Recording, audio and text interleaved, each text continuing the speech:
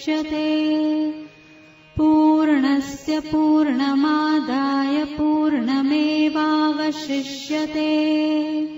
ॐ शान्ति शान्ति शान्तिः।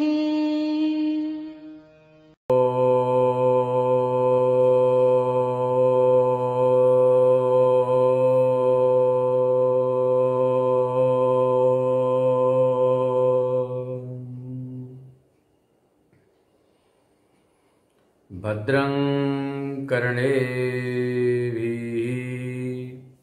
शृणुयाम देवाः।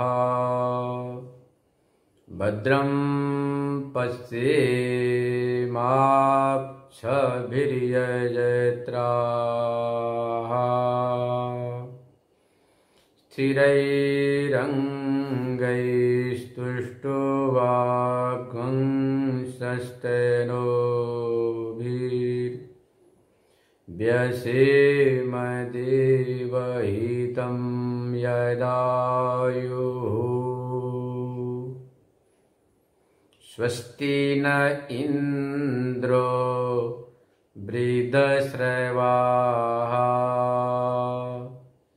स्वस्ति नः पूषा विश्ववेदाः। स्वस्ति नस्तार्क्ष्यो अरिष्टनेमिः। स्वस्ति नो बृहस्पतिर्दधातु। ॐ शान्ति शान्ति शान्ति। आइए हम सभी लोग अथर्ववेदीय मांडुक्योपनिषद के 7वें मंत्र का 18वीं कारिका को श्रवण कर रहे हैं। विकल्पो विनिवर्तेत कल्पितो यदि केनचित् उपदेशादयं वादो ज्ञाते द्वैतं न विद्यते। थोड़ा विचार कल श्रवण कर चुके हैं। विकल्पो विनिवर्तित, जो हमारे जीवन में विरुद्ध विकल्प है, विरुद्ध कल्पा विकल्प। किसी को बहुत अच्छा मानते हैं, जरा खटपट हो गया, कुछ बात हो गई तो हम उसे अब अपना विरोधी मान बैठते हैं। किसी को बहुत बुरा मानते हैं, पर हमारे तरफ अच्छा कोई काम कर दिया, शुभ चिंतन काम किया तो बोले बहुत अच्छा है भाई। तो नाना प्रकार का जो ये विकल्प है, अस्ति है नास्ति है, अच्छा है बुरा है, शुभ है अशुभ है, रात है दिन है, अपना है पराया है, शत्रु है मित्र है, जो विरोधी कल्प है या विशिष्टा कल्प विकल्प भी बन सकता है। विरुद्ध कल्प विकल्प हो जाएगा, विविध कल्प विकल्प हो जाएगा, अनेक प्रकार का कल्प। विविध कल्प विकल्प की बढ़िया अच्छी व्युत्पत्ति है। व्युत्पत्ति वह जो घट जाए, तो विशिष्ट कल्प विकल्प विविध कल्प विकल्प की अच्छी व्याख्या है। तो विविध प्रकार का जो यह जो आपका कल्प है, अनेक प्रकार, वो क्या कल्प है कि ये मेरा मकान है, तो किसी ने कहा नहीं तेरा नहीं, ये तो मेरा है। बेटा क्या कहता है मेरा है, पोता कहता है तुम दोनों जाओगे तो फिर मेरा होगा। ऐसे ही जो है ना हमारी जमीन है, सा कहता है तुम्हारी कैसे, हमारी है। यह जो हमारी तुम्हारी मेरा तेरा का जो अनेक प्रकार जो कल्पनाएं हैं, यह कहते हटे यदि हो तो, किंचित किसी से कल्पित हो तो, यह मात्र व्यवहारिक है। याद रखना, वेदांत जगत में जो हम जगत को मिथ्या करते हैं, संसार को मिथ्या करते हैं, यह पारमार्थिकत्वेन है, न कि व्यवहारिकत्वेन। व्यवहारिक सत्ता का वेदांती कहीं पर भी अपलाप नहीं करता है, निषेध नहीं करता है, खंडन नहीं करता, निराकरण नहीं करती। इस बात बुद्धि में बिठा कर रखना। इस बात को बुद्धि में नहीं बैठाने से ही कुछ लोग कह बैठते हैं कि वेदांतियों ने तो कह दिया कि संसार महाराज मिथ्या है, संसार हुआ ही नहीं, संसार है ही नहीं। ध्यान देना, गंभीर बातें चल रही, बहुत गंभीर बातें। अब काम की बात है, आपके काम की। बड़े बड़े एक बार तो व्यासपीठ से स्वामी रामदेव जी कह गए, जो युग की महान हस्ती है, महान चिंतक है, महान विचारक है, महर्षि भी कह सकते, कोई आपत्ति नहीं कहने में। बहुत बड़ा उन्होंने हमारे देश विदेश विश्व के लिए काम किया, करते जा रहे हैं। पर इन्होंने भी कहीं कह दिया कि वेदांत जगत में जो कहते हैं वेद की जगत मिथ्या है, काल्पनिक है, इससे विकास सैकड़ों बार पीछे हो गया। जब विरोध किया तो बात को वापस लेनी पड़ी। न समझी से बातें निकल जाती है, परंपरा से वेदांत का चिंतन होने से बातें मुख से निकल जाती है। इसलिए आचार्य को कहना पड़ा, असंप्रदायवित सर्वशास्त्र विदपि मूर्खवद उपेक्षणीय।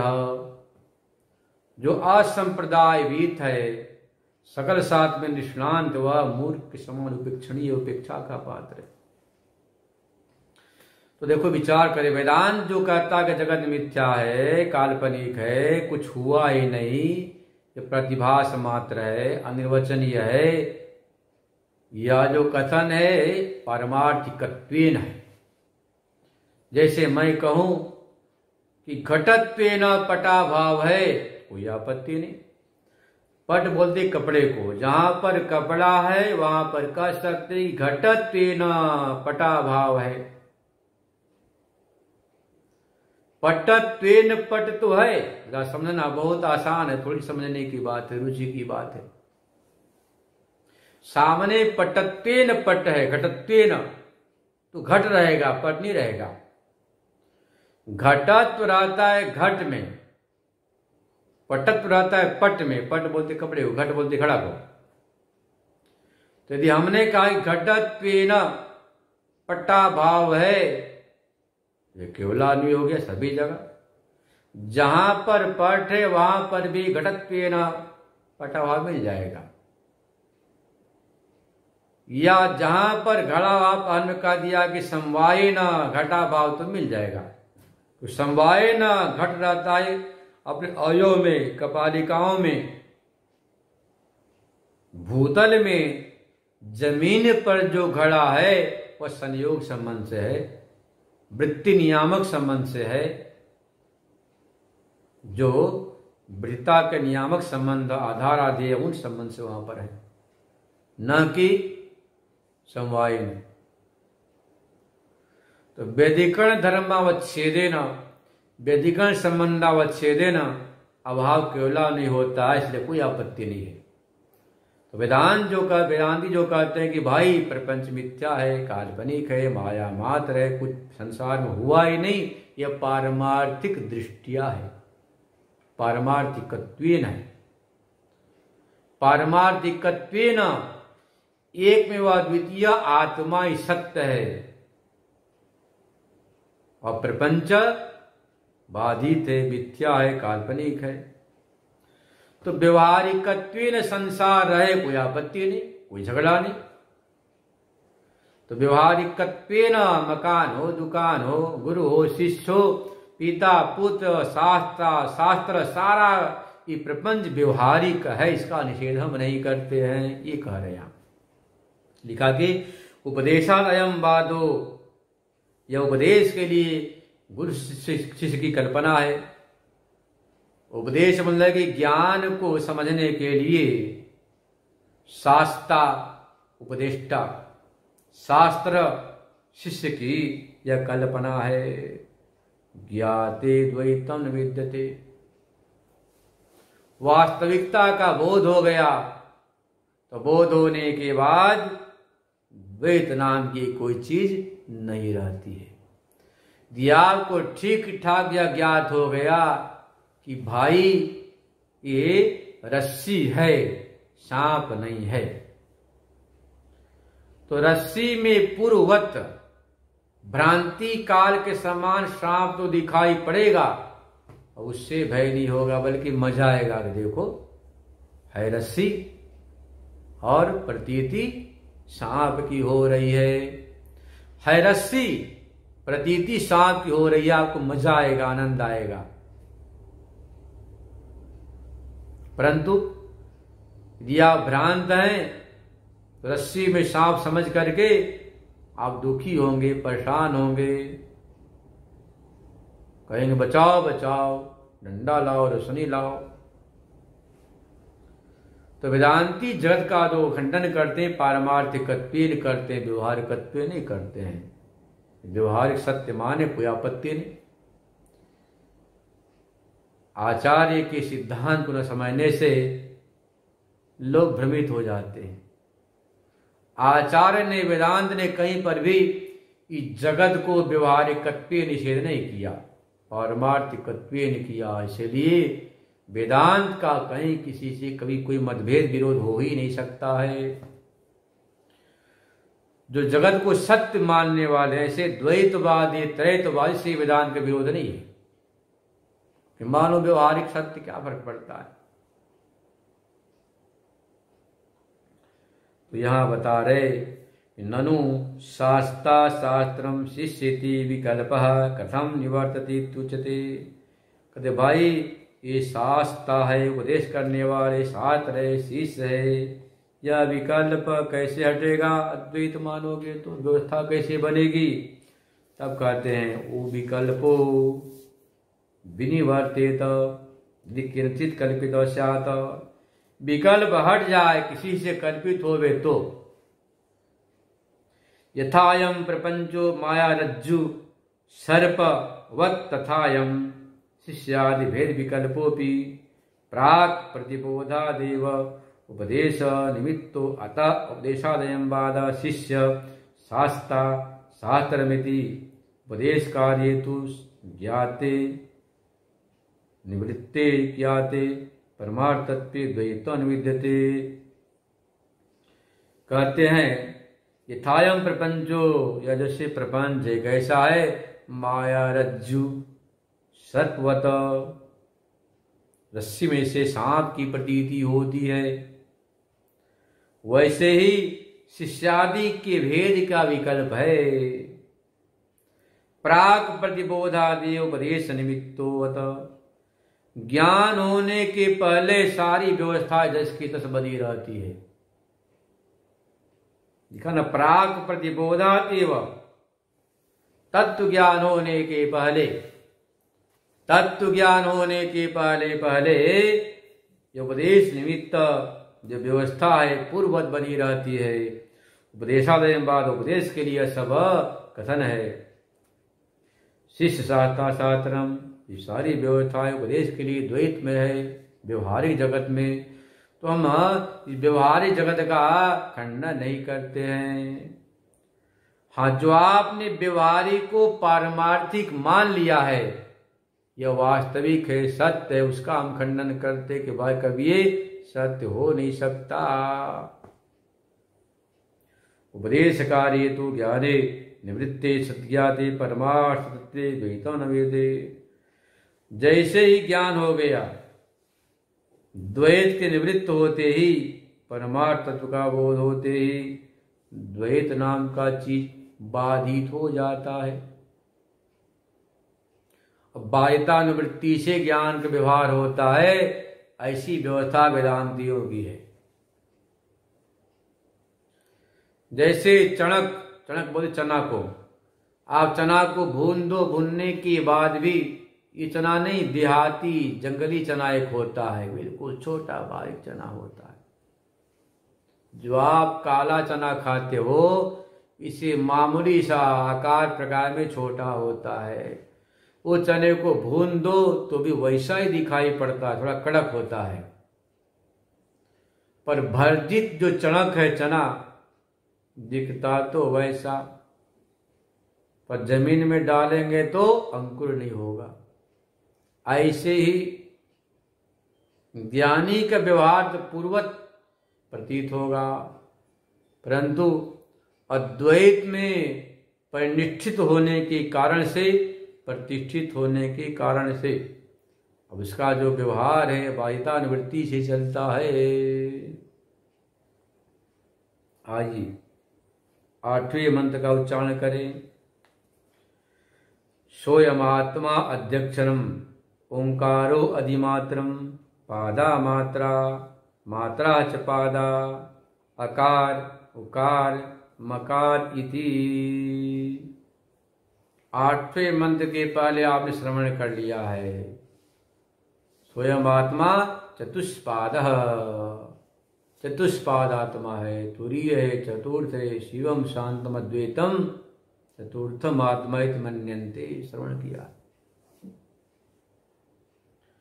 इस मंत्र में बताया जा रहा है स्वयं आत्मा अध्यक्षरम। ध्यान रखना, आदि शब्द का अर्थ होता है आश्रय, अवलंबन। बस इतना समझ लो, पंक्ति लग जाएगी। अध्यक्षरम का अर्थ हुआ अक्षरम अधितिष्ठ्य, अश्रम आश्रय।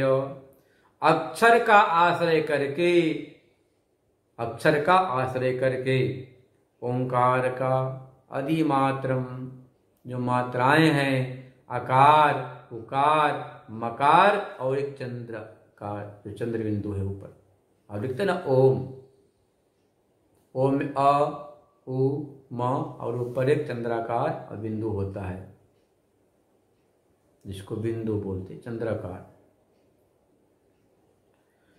तो यहां पर बता रहे कि अब उसको लेकर भी विचार कर रहे हैं। अभी तक तो आपने जो व्याख्यान श्रवण किया, मतलब कि 7वें मंत्र तक, वह अविधेय प्रधान था। ध्यान रखना, अविधेय कहो अर्थ को बात एक ही है। अविधेय अर्थ वाच्य एक ही अर्थ है। विधेय कहो वाच्य कहो अर्थ, वाच्य होगा तो वाचक आएगा, अविधेय होगा तो विधान आएगा, शब्द होगा तो अर्थ आएगा। तो अभी तक आपने अर्थ रूप से श्रवण किया। जैसे बोलते हैं ना कि हमारे गुरु महाराज ने कहा, उनको यह तात्पर्य था, यह भाव था, यह अर्थ था। दूसरा क्या कहता कि मैं शब्द बोल रहा हूं, हमारे गुरु महाराज ये शब्द थे। शब्द मतलब कि अभिधान हो गया, कथन हो गया, वाचक। उससे क्या कहता कि भाई शब्दों का ध्यान नहीं, परंतु ये उनका अर्थ था, तात्पर्य था, भाव था, कथन था। तो अभी तक आपने श्रवण किया है अविधेय प्रधान रूप से ओंकार के 4 पादों के बाद श्रवण की। अर्थ प्रधान, अर्थतः।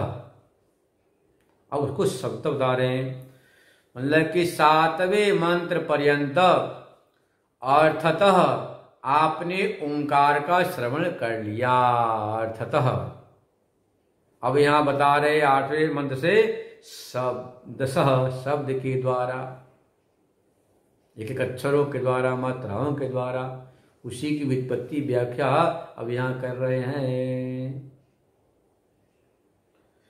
स्वयं आत्मा अध्यक्षरम, वो आत्मा अध्यक्षर है, ओंकार अधिमात्रम, मात्रा को लेकर, पादा मात्रा, जो 4 पाद थे ना, तो कौन कौन?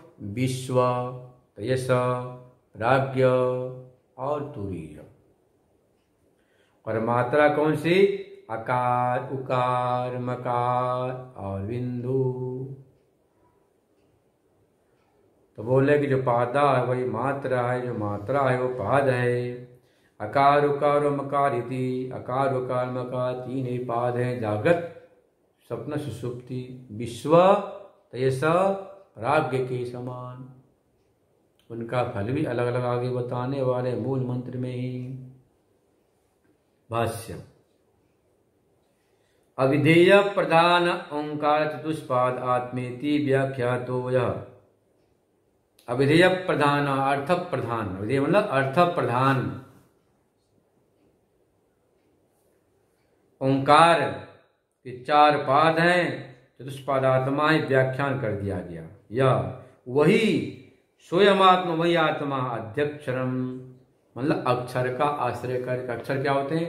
अ उम अक्षर, अक्षरम अधिकृत्य आश्रय करके, अभिधान प्रधानेन मतलब कि शब्द प्रधानेन वर्णम्यानु अध्यक्षरम वर्णन किया जा रहा है। किम पुनः तद अक्षरम इत्याह, अक्षर क्या है? बोले ओंकार, ओंकार है। स्वयं ओंकार पादश विभज्यमानो अधिमात्रम मात्रामधिकृत्य वर्तिते अधिमात्रम। ओंकार पादश, पाद एक एक पाद के द्वारा, विभज्यमान मतलब विभाग करके, अधिमात्रम मात्रा का आश्रय करके होने से अधिमात्र सबसे कहा गया। कथम आत्मनो ये पादा, तो ओंकार समात्रा, जो आत्मा के पाद हैं विश्व तेस प्राज्ञ तुरीय, और वही ओंकार की मात्रा है। कास्ता व कौन है? बता दिया अकार उकार मकार, आगे नाद बिंदु बताएंगे।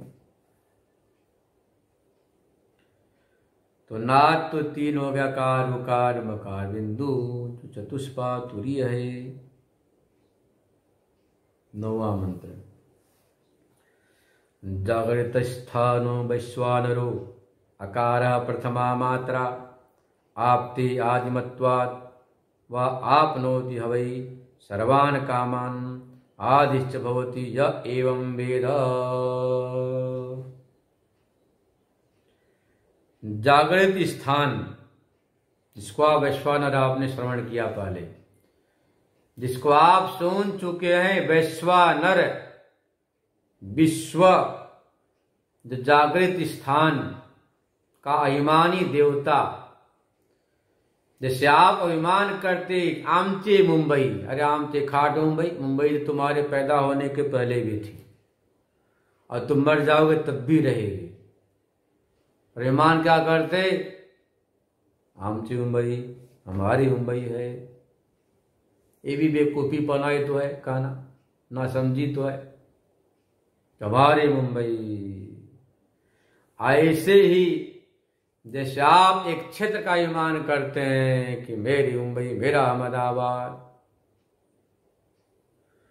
100 वर्ष के बाद न जाने कहाँ तुम पैदा थे, पटना थे कि बनारस थे, कोई भरोसा नहीं कहाँ पैदा हुए थे। पर अभी जो वर्तमान में क्या कहते कि फलाने क्षेत्र का मैं हूँ, हमारी मुंबई है, हमारा अहमदाबाद, हमारा गुजरात, हमारा हरिद्वार।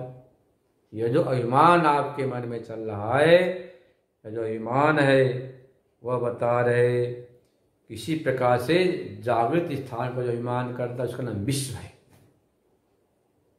वेदांत की भाषा में उसका नाम विश्व है। जागृत अवस्था का जो अभिमानी देवता है, देवता का नाम क्या है? विश्व। स्वप्नावस्था के अभिमानी देवता क्या बोलते हैं? तेजस। सुषुप्ति अवस्था का अभिमानी देवता का नाम है, जो हम करता है, प्राज्ञ। अजायमान कुछ है ही नहीं, उसका नाम है तुरीय। जायमान वह खटपट चलता है। तो बता रहे जागृत स्थानो वैश्वानरो अकार प्रथमा, अकार प्रथम अक्षर। ओंकार में अ उ म है। जागृत अवस्था सबसे पहले है, उसमें अकार मात्रा का आरोप करना। मात्रा आप्त्यादि मत्वाद वापनोति हवे सर्वान् कामान् आदि च भवति वेद। जो आकार मात्रा के महत्व को, रहस्य को समझ करके उपासना करता है, चिंतन करता है, ध्यान करता है, उसकी फलश्रुति है। फलश्रुति होती है किसी काम में लगाने के लिए कहते बेटा स्कूल जाएगा तो खूब बढ़िया गाड़ी खरीद कर दूंगा, बढ़िया रसगुल्ला जलेबी राजभोग खाने को मिलेगा, स्कूल चले जा बेटा। तो बेटा को स्कूल भेजने में तात्पर्य है, रसगुल्ला रसमलाई तो उसको खाली स्कूल भेजने का बहाना है, एक साधन है लगाने का। क्योंकि माता पिता को पता है स्कूल में जब जाएगा तो अपने आप साक्षर होने के बाद फिर तो किसी की बात नहीं मानेगा, रोज जाएगा, एक बार लगाओ जैसे भी हो, एक बार लगना चाहिए बस। ऐसी फलश्रुति होती है कि भाई तुम यह करोगे सब इच्छा पूरी, कामना पूरी, मनोकामना पूरी हो जाएगी। लोग बोलते ना कि मनोकामेश्वर महादेव हैं, तो मनोकामेश्वर हनुमान जी हैं, तो मनोकामना अन्नपूर्णा देवी। ये भक्तवान सकलद्रुप श्याम सुंदर हैं, वाह रे वाह। ये सब फलश्रुतियां हैं, आपको लगाने के लिए है, क्योंकि आप अपनी आदत से मजबूर हो, मजबूर। ये मनुष्य इतना मजबूर अपनी आदत से, जहां लालच स्वार्थ वही लगता है। जैसे बच्चा बोलो खिलौना दूंगी, गाड़ी दूंगा, स्कूटी दूंगा, मिठाई मिलेगा, तुरंत थैला लेके स्कूल चल पड़ता। ऐसे आपको परमात्मा तक पहुंचाना शास्त्र का मुख्य लक्ष्य है, स्वरूप का अधिगम कराना लक्ष्य है। ये जो मनोकामेश्वर महादेव, मनोवांछा भक्तवांछा सकलद्रुप, ये तो आपको लगाने के लिए एक बार लग जाओ। देखो भाई कभी कामना पूरी नहीं होती तो इसका नाम कामना नहीं होता। पर एक बार लगने के बाद इतना आनंद आता कि आप आनंद में डूब जाते, फिर तो सारी कामना अपने आप पीछे रह जाती है। वो कामना आपकी पीछा छोड़ देते, कहते हाय हाय ये तो हमारे हाथ से निकल गए। और कामना भी डंडा लेके पीछे पीछे जाती है, जंगल जाते तो वहां पहुंच जाती है और कहती है बाबा जी आप चिंता ना करो, यहाँ बड़ा भारी मंदिर बना दूंगा, धर्मशाला बना दूंगा, हॉस्पिटल बना दूंगा। ये महात्माओं के तीन ही तो बंधन है, गौशाला, धर्मशाला, पाठशाला।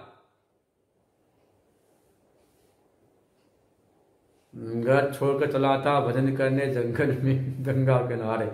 ये सब बातें हम लोगों पर घटती है, हम जैसे महात्माओं को घटती है, 100% घटती है बातें। आपके लिए सुना रहा, अपने लिए सुना रहा हूं, कुछ बात अपने लिए भी कही जाती है। तो घर छोड़ के चलिए, बाबा जी बने, समृद्ध परिवार में पैदा हुए, समृद्ध में कुछ भी, बाबा जी बने। यहां पर कामना देवी आ गई, बोली चिंता ना करो, मंदिर बन जाएगा, धर्मशाला बन जाएगा, पाठशाला बना देंगे, हॉस्पिटल बन जाएगा, धर्मशाला, गौशाला, क्या क्या बन जाएगा। अब तो इसी चक्कर में भजन माला, संध्या, तर्पण, त्याग, तपस्या शिथिल। पर ध्यान रखना, सत्संग का प्रभाव अमीट होता है, अमीट। श्रीमद् भागवत पुराण कथा आपने सुनी होगी, सौभरी महर्षि, पिता ने कहा बेटा ब्याह कर ले, कहा नहीं मैं भजन करूंगा। जल के भीतर समाधि लगाकर लगे भजन करने सौभरी महर्षि। जन्मांतर के संस्कार से जरा से चुक गए, मीन के मैथुन को देखा, मछली की क्रीड़ा को, बस बाहर सीधे चल पड़े मानदाता महाराज के पावड़े। महाराज शादी करनी है। मानदाता महाराज ने कही बूढ़े जटाधारी सफेद बाल वाले से कौन ब्याह करेगी। बोले महाराज ऐसा है, जो कन्या स्वीकार करे उससे ब्याह कर लीजिए। सौभरी महर्षि समझ गए राजा के राजनीति को। ये राजा लोग, मंत्री संतरी विधायक, ये संस्था के ट्रस्टी सेठ बड़े चालाक होते हैं, ऐसी घुमा के बात बोलते। बाबा लोग सीधे होते, समझ नहीं पाते, साधु महात्मा सीधे समझ गए कि वो रास्ते में ही ऐसा अपना स्वरूप बनाया कि 50 की 50 कन्याओं ने स्वीकार कर लिया, हाँ हम आपसे शादी करेंगे। सबको ब्याह कर लाए, खूब बच्चे कच्चे, कुछ संतति पैदा हुई। अरे वो कहते हैं ना, सत्संगति अमीठ होती है, अमीठ मिटती नहीं। जीवन में 2 चीज अमीठ अमीठ कभी नाश नहीं होता है, एक तो तपस्या, दूसरा ज्ञान। जो तपस्या है, जो सत्संग है, जो ज्ञान, कभी इसका नाश हो ही नहीं सकता। भले सूर्य पर बादल आ जाए, वैसे ही ये कुछ काल के लिए दब जाए, पर कभी नाश नहीं होता। उनकी सत्संग तपस्या जगी। लड़ी मैं कहाँ मीन के प्रसंग से महामाया में पड़ा। देवियों अब मैं चला। सौभरी के संगति से 50 कन्याओं ने भी कहा महाराज हम भी चलेंगे, आपके साथ जंगल में भजन करेंगे। और सौभरी के संगति से 50 कन्याओं का, 1000 पुत्रों का उद्धार हुआ, कल्याण।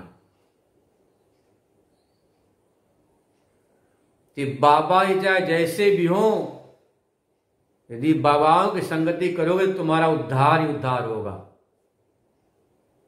और ये जो बड़े बड़े नेता, अभिनेता, राजनेता, ये क्या बोलते हैं बॉलीवुड के, ये तो गड्ढे में नरक में ले जाएंगे आपको। ये कितने अच्छे लगते हैं, ऊपर ये नरक में ले जाएंगे, क्योंकि इनके जीवन में भक्ति नहीं, साधना नहीं, तपस्या नहीं, विवेक नहीं, वैराग नहीं, चिंतन नहीं, सद्बुद्धि नहीं। पीपल की लकड़ी चाहे सड़ी गली क्यों न हो, पर पूजा में वही काम आएगी। बढ़िया से बढ़िया बबूल का पेड़ काम नहीं आने वाला है, याद रखो। बढ़िया से बढ़िया बबूल का पेड़ हवन में, पूजन में काम नहीं आएगा।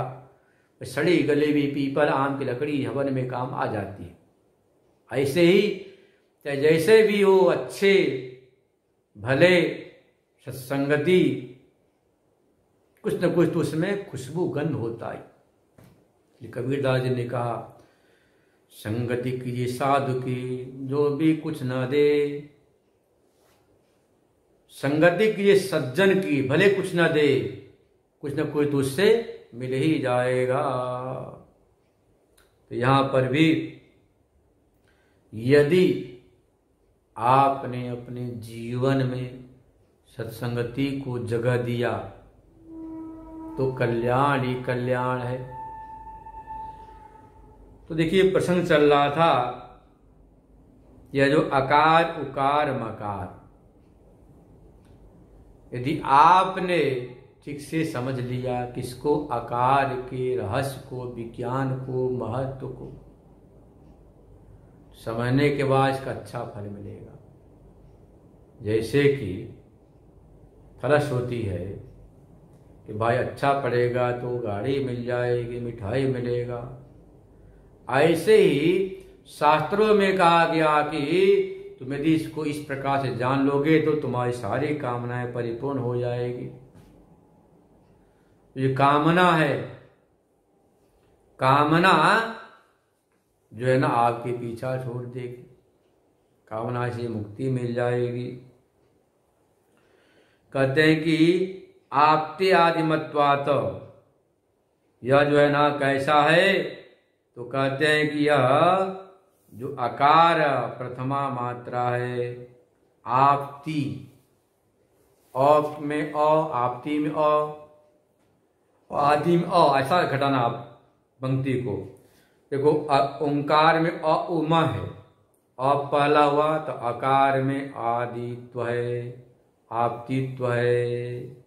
इसीलिए जो यह समझता है कि अ उमा में आकार सबसे प्रथम है, आदि है, सारी कामनाएं परिपूर्ण होती है। आदिच बहुत सबसे श्रेष्ठ महान होता है, जो ओंकार की प्रथम मात्रा आकार को जानता है। तो देखो ज्ञान का कितना महत्व, कितना फल यहाँ बताया। यहाँ तो ये मात्र फल श्रुति है आपको इसमें लगाने के लिए। इसको बोलते गौण फल है, अवान्तर फल है। मुख्य फल तो मोक्ष है, मुक्ति ही है। तत्र विशेष नियम क्रियते, जागृत स्थान हो वैश्वानर, वैश्वानर जागृत स्थान है। यश ओंकार से आकार, ओंकार का जो आकार है, प्रथमा मात्रा, प्रथम ये मात्रा है। किर सामान्य नित्या की सामान्यता से तो कह दिया कि आपति आदि, आपति व्याप्ति, अकारेण सर्वभाग व्याप्ता। अकारो वही सर्ववाक की श्रुति है। अकारो वही सर्ववाक, इतना चिंतन मात्र संस्कृत साहित्य में, भारतीय वाङ्मय में है, अब कहीं नहीं मिलेगा आपको चिंतन। तो सुन रहे हैं आप, अकारो सर्ववाक, कुछ भी बोलो अ, चे म क ख ग घ ङ च छ ज झ ळ ट ठ ड ढ ळ, सब में अ है। अ की व्याप्ति सर्वत्र है, सभी जगह है। चाहे कुछ भी आप बोलो, क ख अ ग घ ङ ग अ, तो अ की व्याप्ति सर्वत्र है। और नियम है, उपास्य के अनुसार उपासना का फल मिलता है। कहते हैं ना, यादृशी शीतला देवी तादृशी खरवा है ना। एक भगत था, शीतला देवी की भक्ति किया, बोली मांग वरदान। बोला शीतला देवी, ये हमारा गधा जो अच्छा नहीं लगता है, आप एक अच्छा खास मुझे घोड़ा दे दो। क्या दे दो? घोड़ा दे दो। शीतला देवी ने कहा कि मुझ में घोड़े देने की शक्ति होती तो मैं गधे बैठकर क्यों आती है वरदान देने तुझे? गधा लेना तो ले, तो जा। समझे कि नहीं? तो उपास्य के अनुसार उपासना का फल मिलता है। तो अब जो दुख से रहित महापुरुष हैं, उनके पास जाओगे तो आपको शांति मिलेगी, आनंद मिलेगा। स्वयं दुखी हो, आपको क्या सुखी कर सकता भाई?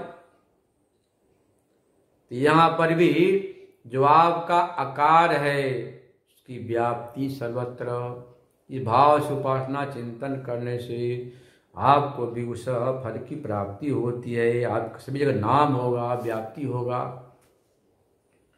अकारो वै सर्ववाक, श्रुते श्रुति है। तथा वैश्वानरेण जगतः, वैश्वानर से व्याप्त है। तस्य वा एतस्य आत्मनो वैश्वानर से मूर्धेव श्रुते इत्यादि श्रुते।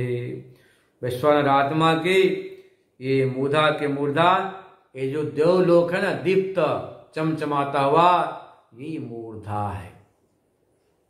उसके समान आपके जगत में प्रतिष्ठा होगी, यश फैलेगा, नाम होगा।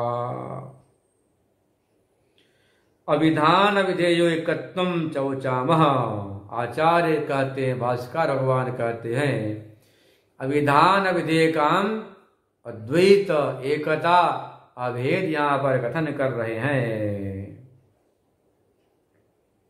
विधान बोले शब्द को, विधेयन अर्थ, दोनों की एकता बता रहे।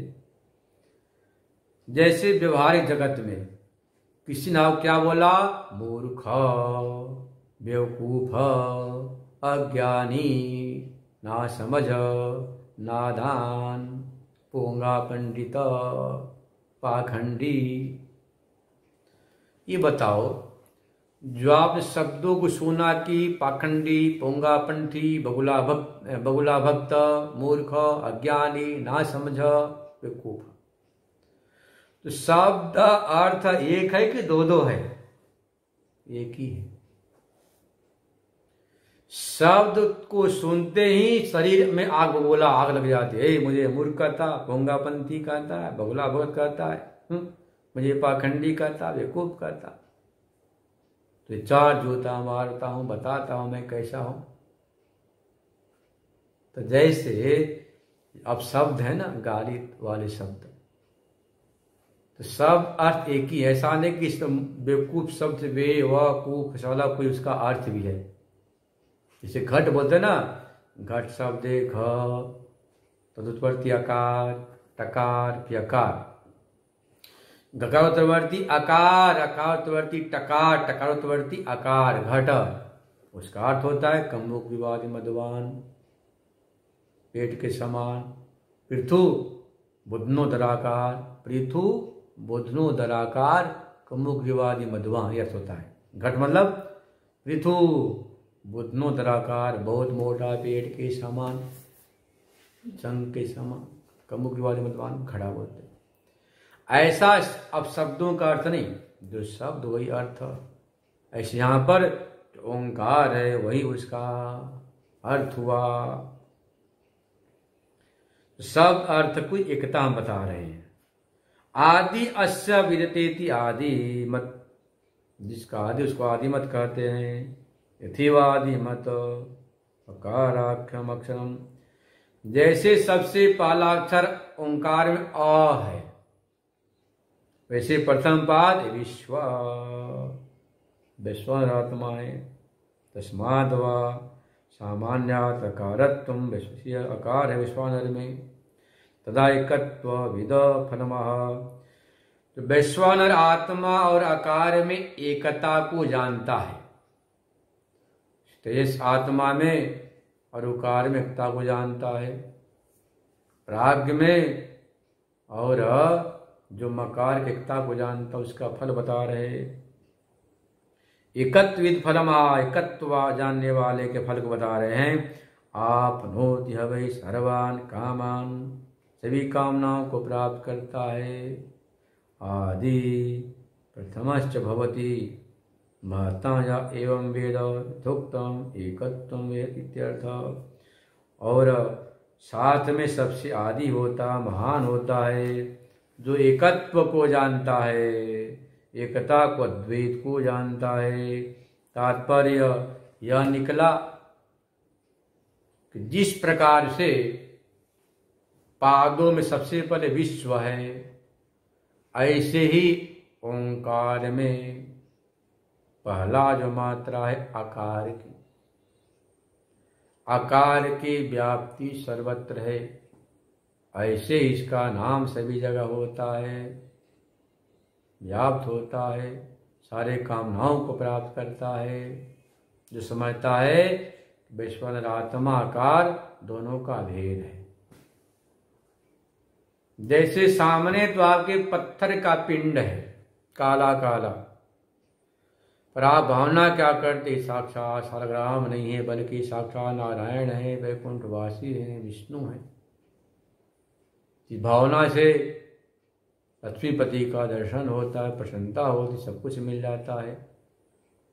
ऐसे ही यदि आपने यह समझा जो ओंकार में आकार है सबसे आदि है, सब में व्याप्त है, इसमें और वैश्वानर आत्मा कोई अंतर नहीं है, तो वैश्वानर आत्मा में और आकार की एकता समझने और वे समझने से आपकी सारी कामनाएं परिपूर्ण होती है। आप सबसे महान होते, श्रेष्ठ होते हैं, अग्र पूजा होती है या फलश होती है, गौण फल है। मुख्य फल तो आपकी वही जो पहले बताया कि आपके मोक्ष फल है। तो यहां पर क्या करते हैं, अविधान अविधेय की एकता को बता रहे हैं। पहले आपने 7 मन तक श्रवण किया था, विश्व, तेज, प्राज्ञ, मतलब कि प्रथम पाद का यमानी देवता विश्व है, द्वितीय पाद का यमानी देवता का नाम तेज है, तृतीय पाद का यमानी देवता का नाम प्राज्ञ है। ऐसे यहाँ पर आकार, उकार, मकार तीनों के एक दूसरे से एकता, आकार की एकता विश्व से, उकार की एकता यश आत्मा से, अहंकारता प्राज्ञात्मा से है।